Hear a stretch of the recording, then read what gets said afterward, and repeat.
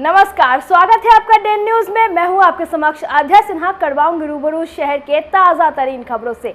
लेकिन खबरों पे नजर डालने से पहले आइए नजर डालते हैं उन तमाम खबरों पे जो बनी हैं आज की सुर्खियां। देश में एनडीए को मिला पूर्ण बहुमत, लेकिन बीजेपी को उठाना पड़ा है भारी नुकसान। कांग्रेस ने लगाई है जबरदस्त छलांग। मुजफ्फरपुर में बीजेपी के राजभूषण चौधरी और वैशाली लोकसभा क्षेत्र से लोजपा प्रत्याशी वीणा देवी की हुई जीत।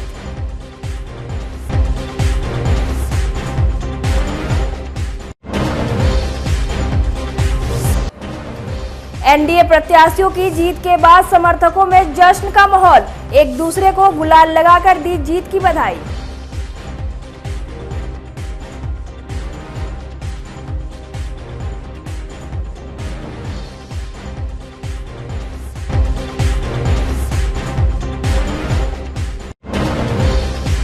और चर्चित प्रॉपर्टी डीलर आशुतोष शाही हत्याकांड के आरोपी डॉलर वकील ने किया कोर्ट में सरेंडर, जमानत हुई खारिज, गए जेल।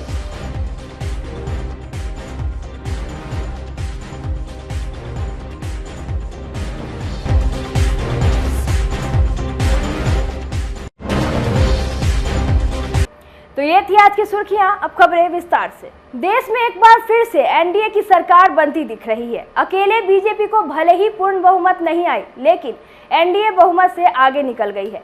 बात करें बिहार की, तो यहां आरजेडी को उम्मीद के मुताबिक परिणाम नहीं मिला है। फिर भी पिछले चुनाव के मुकाबले राजद ने बेहतर प्रदर्शन किया है। बीजेपी और जेडीयू ने भी अपने पिछले चुनाव परिणाम को नहीं दोहरा सकी। इधर मुजफ्फरपुर और वैशाली लोकसभा सीट की बात करें तो यहां पिछले चुनाव जैसा ही नतीजा आया। वैशाली से लोजपा रामविलास की वीणा देवी ने राजद उम्मीदवार मुन्ना शुक्ला को 85,000 से भी ज्यादा मतों के अंतर में पराजित किया है। वहीं मुजफ्फरपुर संसदीय क्षेत्र से बीजेपी प्रत्याशी राजभूषण चौधरी की जीत हुई है। उन्होंने कांग्रेस प्रत्याशी अजय निषाद को 1 लाख से भी ज्यादा मतों के अंतर से हराया है। राजभूषण चौधरी निषाद ने कहा कि उनकी जीत जनता जनार्दन की जीत है। राष्ट्र निर्माण को लेकर मतदाताओं ने जो मतदान किया है, इसके लिए आने वाले दिनों में उन्हें इसका लाभ मिलेगा। उन्होंने कहा कि प्रधानमंत्री नरेंद्र मोदी के हाथों को मजबूत बनाना मुजफ्फरपुर वासियों का धर्म था, जिसका उन्होंने निर्वाह किया है। राजभूषण चौधरी ने कहा कि आगे जनता की मूलभूत समस्याओं को लेकर संघर्ष करेंगे और जो कमियां रही है उसको पूरा करने का काम करेंगे। उन्होंने दोहराया कि बेरोजगारी और चौपट रही उद्योग धंधे उनकी प्राथमिकता रहेगी, इसके निदान के लिए काम करेंगे। जीत मुजफ्फरपुर की महान जनता की जीत है और जिस तरह से यहाँ की प्रबुद्ध जनता ने राष्ट्र निर्माण के लिए और अपने यशस्वी प्रधानमंत्री नरेंद्र भाई मोदी को तीसरी बार प्रधानमंत्री बनाने के लिए वोटिंग किया है, मैं इसके लिए उनको बहुत बहुत धन्यवाद देता हूँ, साधुवाद देता हूँ। अभी तक मैंडेट जो है इंडिया को मिलता नजर नहीं आ रहा है, तो थोड़ा देर सब्र किया जाए, सारा मैंडेट मिलेगा और हम लोग अच्छी मार्जिन से केंद्र में सरकार बनाएंगे। यशस्वी प्रधानमंत्री नरेंद्र भाई मोदी आज देश की जरूरत है। जीत के लिए किन कारणों को मानते हैं कि इन कारणों से जीत होगी? ये मोदी मैजिक है, मोदी जी की जीत। पहली प्राथमिकता क्या रहेगी? मुजफ्फरपुर की सर्वांगीण विकास करना मेरी प्राथमिकता है। मैं शुरू से बोलता आ रहा हूँ और मुजफ्फरपुर के लिए हर सेक्टर में जो भी बेस्ट करने की जरूरत होगी मैं वो करूँगा, ना रुकूंगा ना थकूंगा, लगातार मैं काम करूँगा। वैशाली संसदीय क्षेत्र से लोजपा रामविलास प्रत्याशी वीणा देवी ने लगातार दूसरी बार जीत हासिल की है। वीणा देवी ने कहा कि उनकी जीत जनता जनार्दन की जीत है। उन्होंने कहा कि क्षेत्र में उनके खिलाफ जो दुष्प्रचार सोशल मीडिया और फेसबुक के माध्यम से फैलाए गए, लोगों ने उस पर ध्यान नहीं दिया। प्रधानमंत्री को लेकर उन्होंने कहा कि वह एक लोकप्रिय प्रधानमंत्री है, उनके हाथों को मजबूत करना उनका धर्म है, जनता ने इसका निर्वाह किया है। उन्होंने यह भी स्वीकार किया कि राम मंदिर का निर्माण लोगों के जहन में था और राम का भी साथ मिला है। वैशाली लोकसभा के जनता की संसदीय क्षेत्र में मोदी हमारे मतदाता मालिक क्षेत्र में चर्चा का विषय बना हुआ था जो है वैशाली से कोई कांटे की टक्कर उधर नहीं था। लोग लाया गया था, उसको यही काम था जो वीणा देवी दिनेश सिंह को गाली देना, उल्टा सीधा आरोप लगा देना और कुछ नहीं था। और जो हमारे मतदाता मालिक थे, जिनका यहाँ अधिकार था वोट गिराने का, वो आदमी वोट गिराने के लिए सोच के चुप थे, किसी से जो मुंह नहीं लगा रहे थे। सीट का श्रेय किसे देना चाहेंगे? और पूरे हम अपने वैशाली की जनता के सारे कार्यकर्ता, इतनी बड़ी धूप इसमें मेरे साथ मेरे लिए कंधे से कंधे मिलाकर काम किया, उस मतदाता मालिक के चरण अस्पर्श। और मैं कहती हूँ कि हमारी जो वोट जो दिए हैं आशीर्वाद के माध्यम से, उनका आशीर्वाद कभी खाली नहीं जाएगा। मतदाता जो कहेंगे मैं करेंगे। क्या रहा आपके जीत के लिए? सबसे बड़ा फैक्टर क्या है? अथी है ईमानदारी, सभी के भरोसा था या हाँ। मोदी के नाम पर भरोसा था? अरे भगवान तो सबसे बड़े हैं, तो भगवान पर क्यों नहीं भरोसा रहेगा? मोदी जी तो हम लोग के लोकप्रिय हैं, यशस्वी प्रधानमंत्री हैं, उन पर भी बहुत भरोसा था। हमारे अपने राष्ट्रीय अध्यक्ष चिराग पासवान जी पर भरोसा था, हमारे जनता पर भरोसा, सारे लोग पर भरोसा था, नीतीश कुमार जी पर भी भरोसा था। सारे लोग मिल के काम किए हैं, जितने भी कार्यकर्ता है, मतदाता वोट किए हैं, कार्यकर्ता भी किए हैं, लेकिन दिन रात उस कड़ी धूप में कंधे से कंधे मिलाकर चला है। तो मेरा कार्यकर्ता पहला काम क्या होगा? पहला काम तो अभी तो आप जान रहे हैं कि पिछले बार हमने क्या क्या किया। इस बार पहला काम जनता से हम वादा किए हैं कि आप जो काम बताएंगे वही। तो अभी भी जारी है, एयरपोर्ट भी जारी है। इंडी गठबंधन से नीतीश कुमार को प्रधानमंत्री पद का ऑफर आ रहा है, ये सब अफवाह है, दे रहे हैं तो उनका काम ही यही है कि करना। पलटी नहीं मारेगा? क्यों मारेंगे पलटी? भी जानते हैं। भाजपा नहीं देखिए ना, अभी समय है ना, सब खुलने दीजिए, सब जगह की गिनती होने दीजिए। उम्मीद है हाँ लगेगा। मुजफ्फरपुर संसदीय क्षेत्र में राजभूषण चौधरी को शुरू से ही बढ़त मिलता रहा। दोपहर 1 बजे तक 1 लाख से अधिक अंतर हो जाने के कारण कांग्रेस प्रत्याशी अजय निषाद ने मतगणना केंद्र से रवाना होना ही बेहतर समझा। उन्होंने पत्रकारों से बातचीत किए बगैर मतगणना स्थल छोड़ दिया। इधर वैशाली संसदीय क्षेत्र से राजद के प्रत्याशी मुन्ना शुक्ला सुबह 10 बजे मतगणना स्थल पर पहुंचे। समर्थकों के साथ मतगणना केंद्र में प्रवेश चाहे, लेकिन मुख्य द्वार पर खड़े सुरक्षा प्रहरियों ने उन्हें रोक दिया और समर्थकों के साथ अंदर प्रवेश पर रोक लगाई। बाद में मुन्ना शुक्ला समर्थकों को स्थल पर छोड़कर मतगणना केंद्र में घुसे और मतगणना कार्य का विधानसभा वार अवलोकन कर मतगणना केंद्र के बाहर उनके समर्थकों द्वारा बनाए गए कैंप में जाकर बैठ गए। पोस्टल बैलेट में पिछड़ने के बाद मुन्ना शुक्ला के समर्थकों को उम्मीद थी कि वह वापसी करेंगे, लेकिन जैसे जैसे दिन ढलता रहा बढ़त का अंतर बढ़ता ही रह गया और उनके समर्थकों में निराशा बढ़ती चली गई। वैशाली से लोजपा प्रत्याशी ने निवर्तमान सांसद वीणा देवी मतगणना केंद्र पर दोपहर तक नहीं पहुंची। जैसे जैसे उनकी बढ़त आगे होती रही, समर्थकों में जीत की उम्मीद बढ़ती रही। वीणा देवी मतदान केंद्र पर काफी देर से पहुंची और जिलाधिकारी से प्रमाण पत्र हासिल किया। मुजफ्फरपुर और वैशाली संसदीय सीट से एनडीए प्रत्याशियों की जीत पर कार्यकर्ताओं ने जमकर जश्न मनाया। हालांकि प्रत्याशियों को मतगणना स्थल के दायरे में जश्न और जुलूस निकालने पर पाबंदी लगी रही, बावजूद कार्यकर्ताओं ने खुशी का इजहार करते हुए एक दूसरे को गुलाल लगाया और मुंह मीठा कराकर बधाई दी। मौके पर भाजपा जिला अध्यक्ष रंजन कुमार के साथ हरिओम कुमार, विजय पांडे, हरिओम चौधरी सहित जिले के कई बड़े नेता मौजूद रहे। जश्न के दौरान 400 पार की गूंज एक बार भी सुनाई नहीं दी। भाजपा जिला अध्यक्ष ने जिला के जनता जनार्दन को धन्यवाद देते हुए कहा कि जिस उद्देश्य को लेकर उन्होंने सांसद को चुना है, बिल्कुल उनके विश्वास पर ये सांसद खरे उतरेंगे। मुकेश सहनी के मुजफ्फरपुर में सहनी समाज का उनके साथ होने के दावे पर कहा कि वे पहले ही दिन कहा था कि अजय निषाद का जो 4,10,000 की जीत हुई थी, वह अजय निषाद की जीत नहीं थी, वह जीत मोदी जी की थी। वोट मोदी जी को मिला था। देखिए, सबसे पहले पूरे मुजफ्फरपुर जिले वासियों को, जन जन को हम भारतीय जनता पार्टी राष्ट्रीय जनतांत्रिक गठबंधन की ओर से बहुत बहुत धन्यवाद और आभार व्यक्त करते हैं कि राष्ट्रीय जनतांत्रिक गठबंधन के प्रति आपने अपने विश्वास को पुनः कायम रखा और हमारे दोनों उम्मीदवार को जिताने का काम किया है। इसके लिए बहुत बहुत धन्यवाद, आपका आभार। मैंडेट खुल के नहीं आया है। देखिए, एक गर्मी, थोड़ा वोटिंग का परसेंटेज भी आपने देखा कि कम था, इसलिए थोड़ा वोटिंग भी कम हुआ, जीत का अंतर कम हो गया। लेकिन हमेशा आदमी को जीवन में सफल होना है तो बड़े लक्ष्य को लेकर चलना चाहिए। हम लोगों ने एक बड़े लक्ष्य को लेकर के चलने का काम किया था, जिसका नतीजा हुआ कि हम इस चुनाव में दोनों जगह से सफल हुए हैं। जिस तरह से पूरे जिले में एक वातावरण बनाया जा रहा था, एक नैरेटिव सेट किया जा रहा था, लोगों के बीच में एक अफवाह का माहौल बनाया जा रहा था, मुजफ्फरपुर की जनता ने उसका जोरदार जवाब दिया है और दोनों सीट राष्ट्रीय जनतांत्रिक गठबंधन की झोली में दे करके उन्होंने साबित किया है कि आज भी इस जिले की जनता मोदी की गारंटी के साथ है और मोदी में आस्था है और हमारे दोनों उम्मीदवार इसी का फल है कि जीत करके यहाँ सामने आए हैं। 272 के जादू या कैसे दूर है? नहीं, 272 अभी हम तो 300 के आसपास हैं और 272 पे सरकार बनता है। भारतीय जनता पार्टी अकेले चुनाव नहीं लड़ी थी, भारतीय जनता पार्टी पूरी राष्ट्रीय जनतांत्रिक गठबंधन के साथ चुनाव लड़ी थी और राष्ट्रीय जनतांत्रिक गठबंधन 300 के पास है और 272 में सरकार बनता है।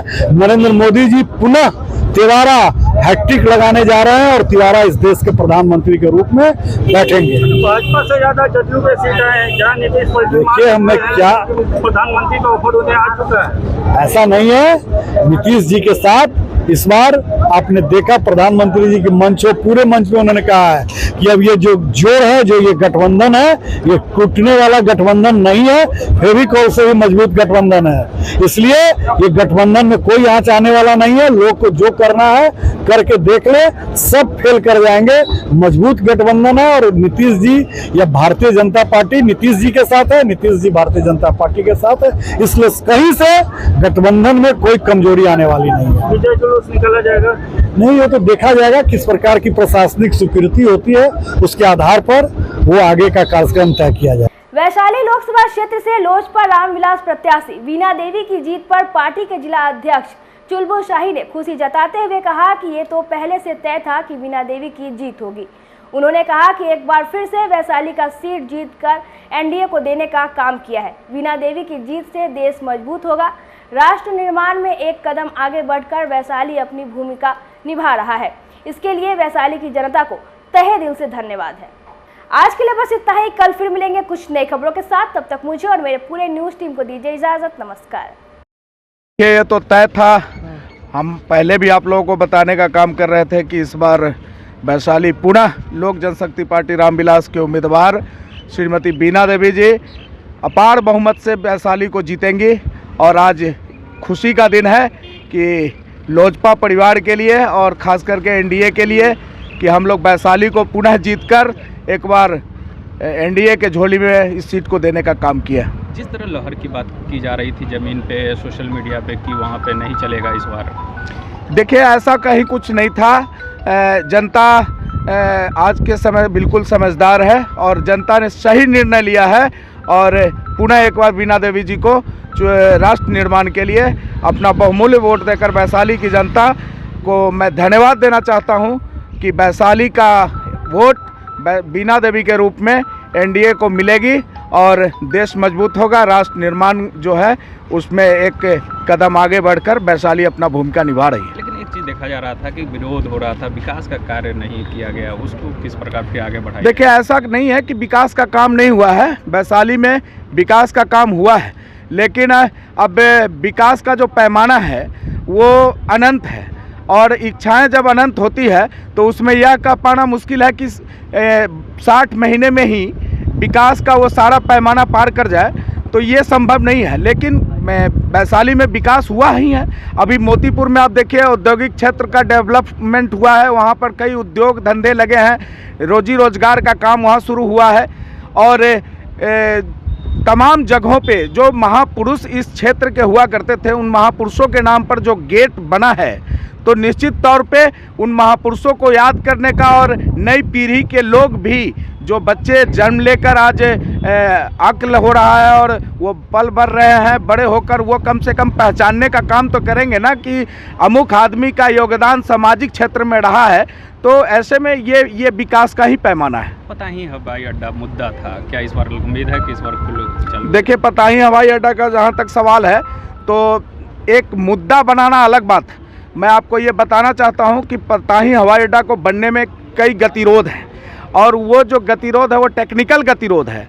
मान लिया जाए कि जब पताही हवाई अड्डा का निर्माण हुआ और उसके बाद से लेकर पताही हवाई अड्डा से जब उड़ानें बंद हो गई, उसके बाद वहाँ पर जो आवासीय परिसर का जो निर्माण हुआ, अगल बगल में रिहायशी इलाका का जो डेवलपमेंट हुआ, अब रिहायशी इलाका को जैसे ही शिफ्ट किया जाएगा तो आप ही फिर मीडिया के लोगों का मंतव्य जानकर, प्रधानमंत्री का वादा था, हम देखिए प्रधानमंत्री पताही हवाई अड्डा, आखिर प्रधानमंत्री जी ने वादा को तो पूरा किया ही ना। दरभंगा में अगर एयरपोर्ट बना है तो यहाँ से 60 किलोमीटर के दूरी पर एक पालम में एयरपोर्ट हुआ करता था और 300 किलोमीटर से लोग दूरी को तय करके पालम एयरपोर्ट से अपने उड़ान को जाते थे।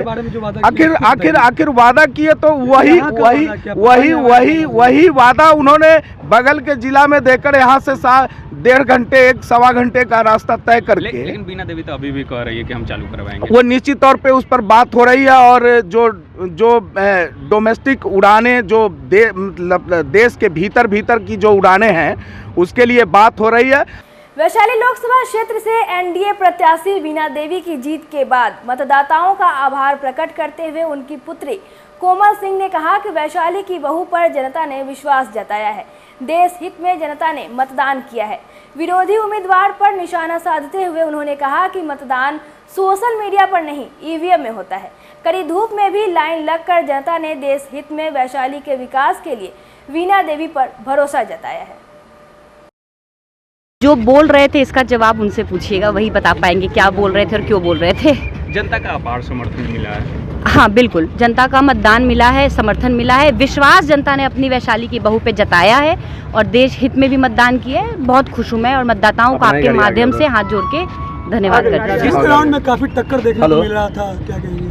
हाँ, हम काउंटिंग पे वेट कर रहे हैं। देखिए वो तो हर जगह ऐसा तो नहीं है कि पूरे वैशाली लोकसभा में सब के सब एनडीए के वोटर होंगे, कुछ उनके वोटर होंगे। तो शुरू में तो जब बूथ खुलता है 1950 के लगभग मेरे ख्याल से बूथ है, 2000 के लगभग, तो बूथ खुल रहा था, काउंटिंग हो रहा था। अल्टीमेट परिणाम पे हम लोग का इंतजार है और हम लोग बढ़त में है और शाम तक परिणाम का वेट कर रहे हैं। क्या किस तरीके का विकास रहेगा क्षेत्र के लिए? देखिए उद्योग को स्थापित किया है, यस, उद्योग स्थापित किया है। 2019 में जब बीना देवी जी जीत के गई थी तो वैशाली लोकसभा में दूर दूर तक उद्योग का नामो निशान नहीं था। वो उद्योग को स्थापित बीना देवी जी ने किया था और बड़े बड़े इथेनॉल प्लांट, मुर्गीदाना प्लांट लगाया था, 400 करोड़ आवंटन करके मेगा फूड पार्क का स्थापना कराया था, रोजगार हमने दिया है।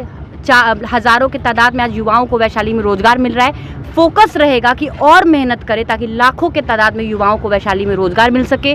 उसके अलावा जनता की जो भी समस्या होगी, जो भी मांग होगी, जो भी कार्य जनता को चाहिए होगा, उन सब का चयन करके वो काम करेंगे। जिस तरह कट्टा की बात हो रही थी उसको पब्लिक ने नकार दिया लग रहा है।